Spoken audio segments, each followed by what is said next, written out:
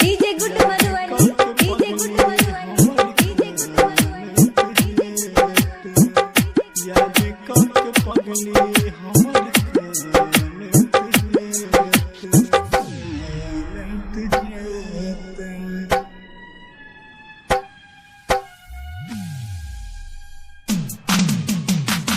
बिरहा वियोग में हो, बिरहा वियोग में जारत जेत याद करके पगली कानत है, याद करके पगली हमर कानत है, याद करके पगली हमर कानत है,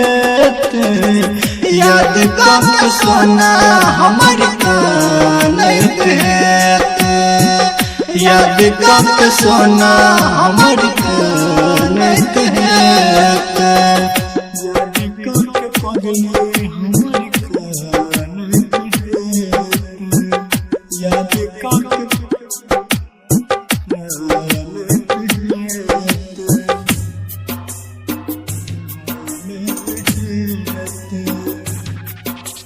डीजे गुड्डू मधुबनी,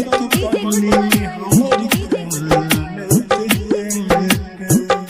याद करके पगली हमर कानत है, हर पल कर याद सतावे, खाना न पानी कुछ नीको न लागे, हर पल कर याद सतावे, खाना न पानी कुछ नीको न लागे, नीको न लागे, तर पैछि हम जेना हो, तर पैछि हम जेना तर पैत जेते, याद करके पगली रे कानत है, याद करके पगली हमर कानत है, याद करके पगली हमर कानत है, याद करके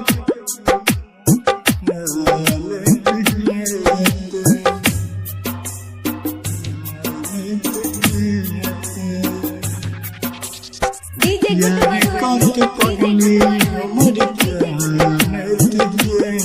है, याद करके पगली हमर कानत है, दिन रात हमारा सा बात रह कर, कहियो न साथ छोड़ब कसम खतरा है, दिन रात हमारा संग बात करत रहे, कहियो न साथ छोड़ कसम खत रहे, कसम खत रहे, प्रेम विक्रम के हो,